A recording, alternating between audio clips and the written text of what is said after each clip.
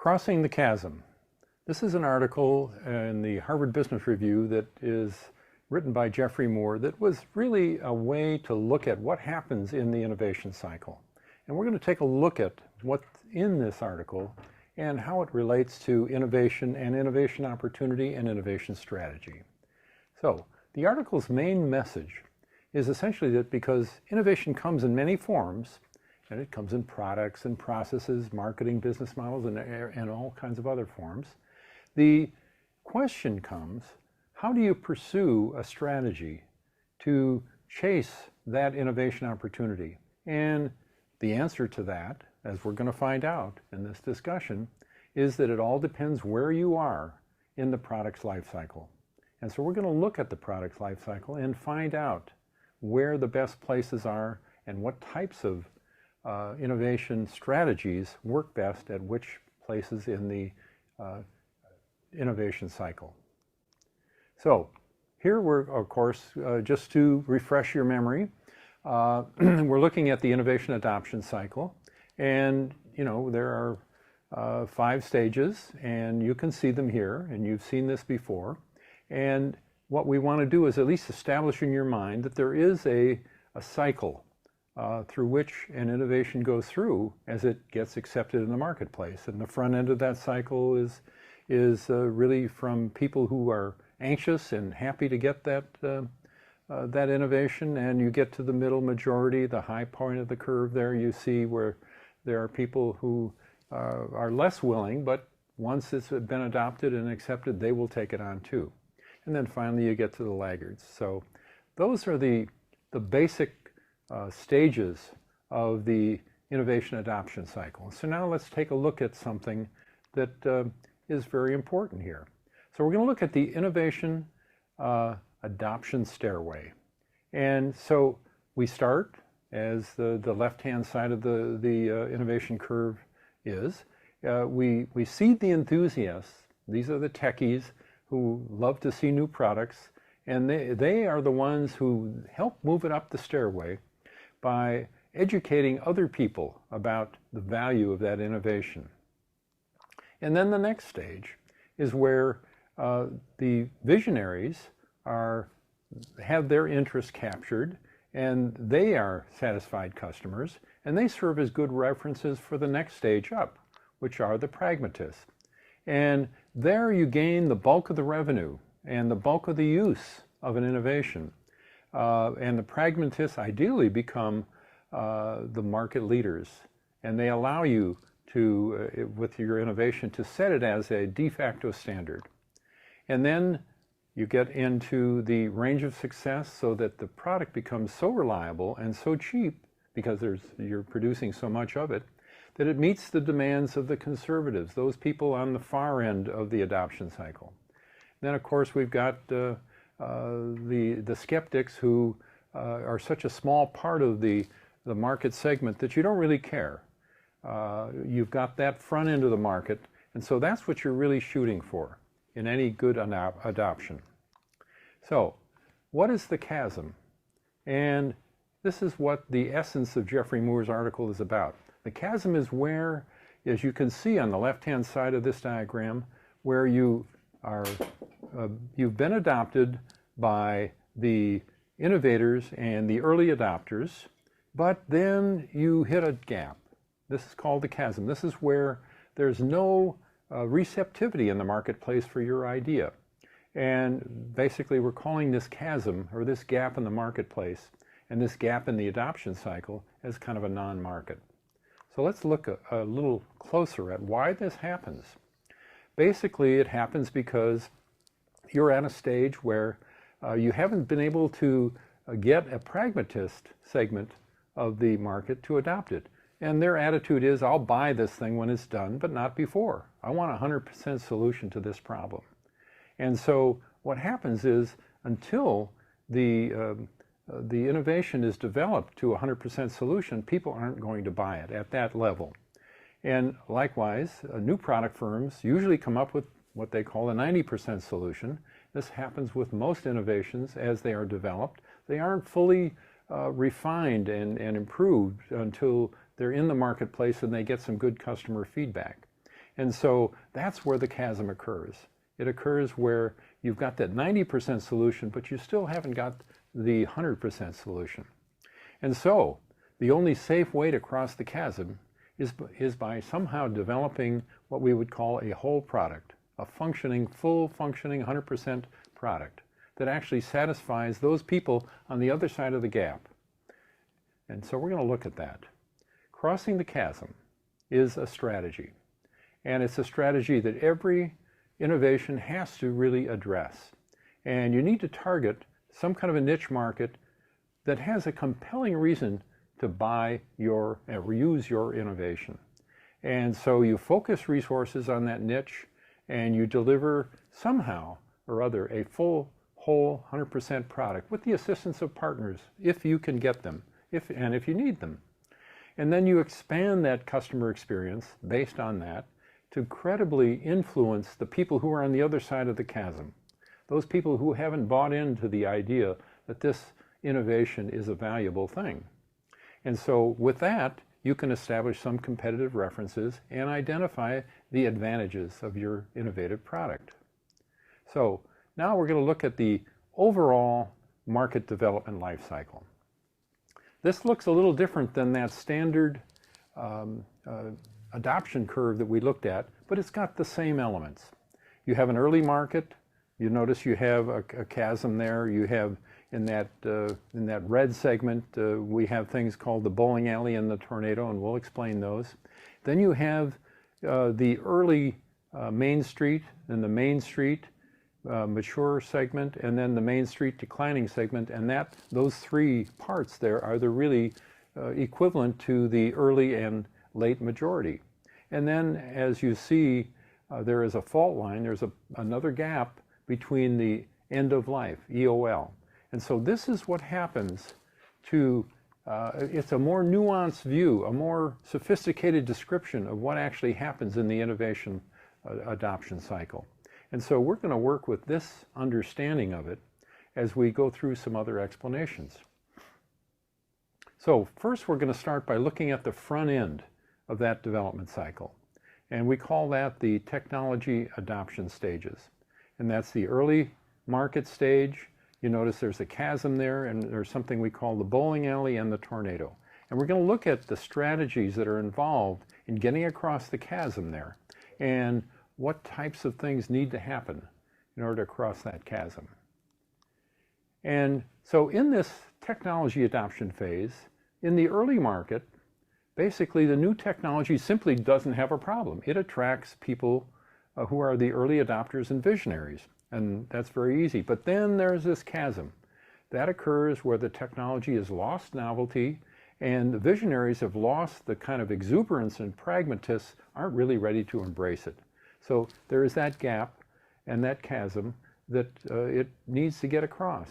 And then after the chasm is another stage that's called the bowling alley, where there gets a certain amount of acceptance in niche markets. And this actually enables the solution to tackle a particular problem. If you're focusing on a niche market and you design your attention in this innovation to address a certain niche problem, then you can get people to buy it or to use it. And so that's really what happens in that stage. In the tornado is where the next part of that adoption cycle, where the technology is past the usefulness test. In other words, people say, oh, yes, that really works.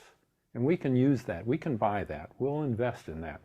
And so now it's perceived as not only necessary, but possibly a standard for many applications. So let's look at what happens in each one of these stages and what are the actions that actually occur. Again, in the early market, we see that early adopters and visionaries are attracted. Pragmatists are curious, but there's not a commitment from them.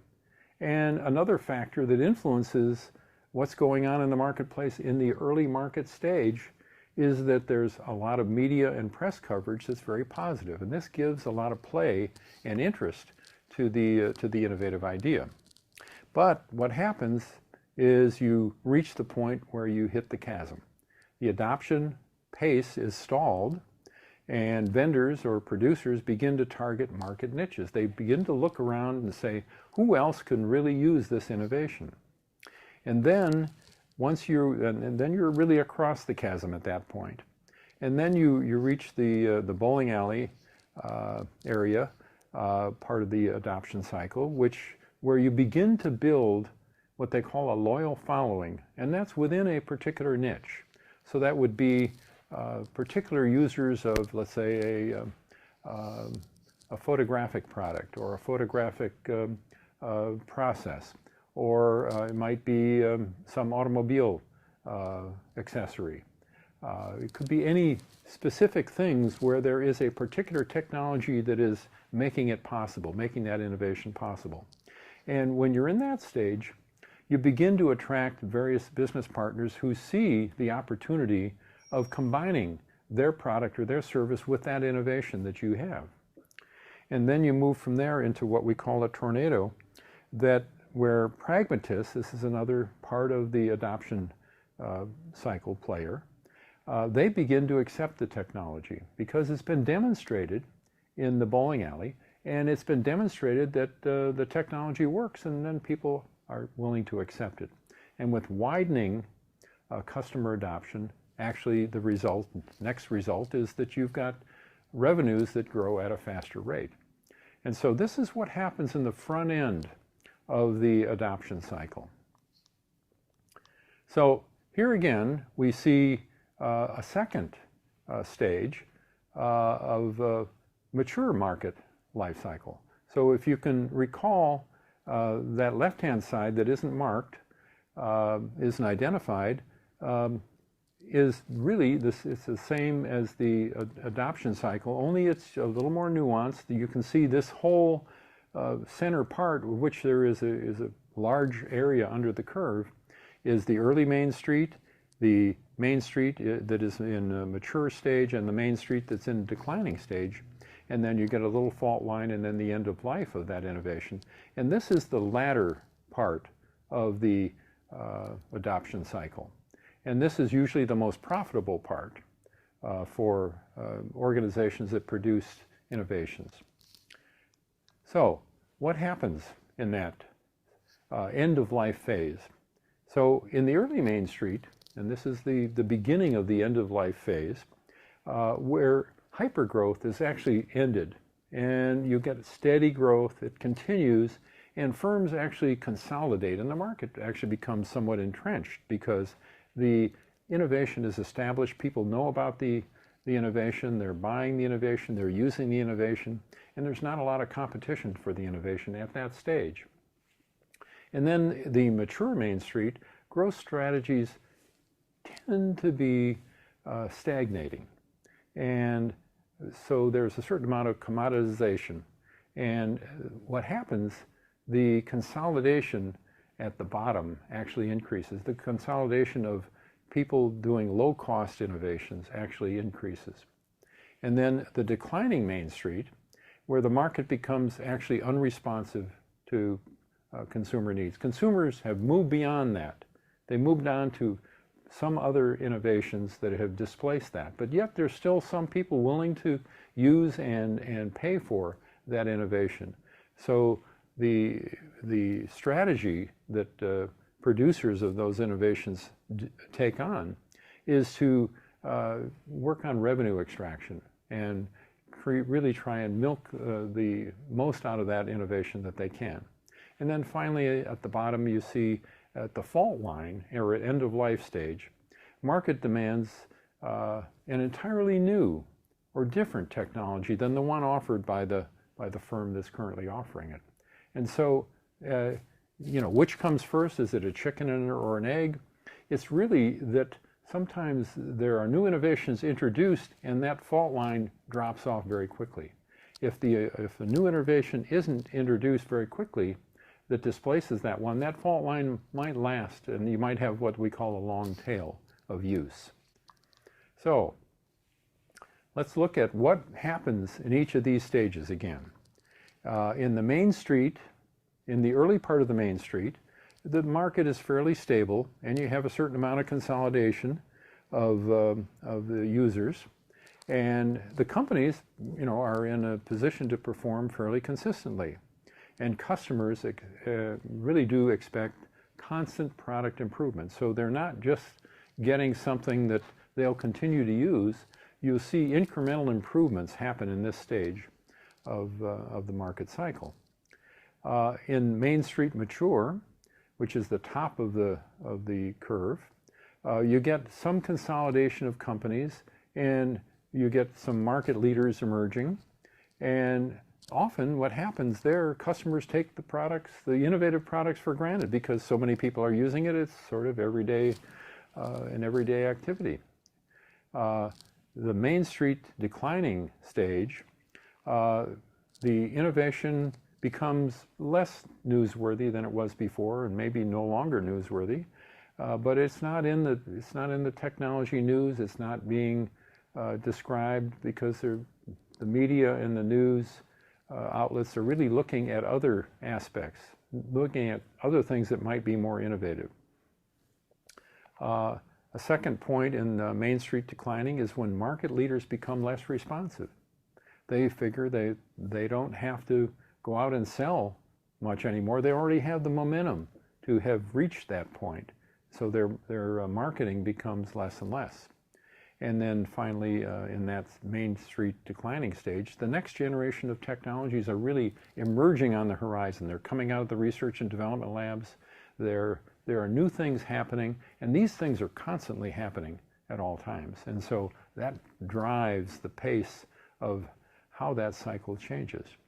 And finally, at the fault line or end of life, the market category will soon vanish, and then businesses that are invested in these innovations will begin to look for ways that they can get out of that business, or they will have leverage buyouts, or they will, they will consolidate, they will try and sell off their businesses. So that's what happens in the mature stage. Now, if we want to look at the overall strategy development stages, here's what they look like. And so we again look at the entire array here, and we see that things go from an early stage where there's a gap, there's a chasm, and then it drops down, but then it goes up again in the Main Street stage, and then it goes back down again. Then there's another gap between the end of the mature stage and the what we call the end of life. So in each of these stages, and I'm clicking them up now, what we find is that there are unique strategies that respond to certain types of innovations. And so you see on the left-hand side, in the early market, we have a disruptive innovation. And that disruptive innovation basically is what's being given attention in the early market. And then there is, of course, that chasm. And then in the bowling alley, crossing the chasm, you've really got to have a product that has good application, and clear, understandable use. Then you go from that to the early Main Street, and the innovation strategy that you have there is you're looking for process innovations. How can you, to produce this product, or this innovative product or innovative service, how can you improve the way in which that gets done by the producer? Then you move into Main Street, and then the emphasis there on strategy is trying out unique things that relate to people's experiences. So you have a wide variety of people who are customers or users, and what you want to try to do is to say how those people can experience this innovation. And likewise, there's an emphasis in Main Street to look at ways in which you can market and explain and sell and inform the marketplace about the value of this innovation. And as we get into the Main Street declining, you end up with ways in which companies look for look to the kind of business model that they're operating, and then they begin to adjust their business model. And finally, in the latter part of that stage, you get to a point where there is a structural change in the way the business operates, and maybe there is some selling off of a business unit, or the combining of a business unit, or the exit of a business unit. So all of these things happen that way. So in summary, the chasm is really part of the innovation adoption cycle. And it's the technology adoption cycle, which is the front part of that cycle, is characterized by the creation of new market categories and winning over new customers. And Main Street is defined by incremental improvements and a stable, defined market. And end-of-life strategies focus on buyouts, business exits, and new innovation cycles. But to get past the first phase, you really have to have a strategy that allows people to accept the value of the new innovation. And that's what Crossing the Chasm is about.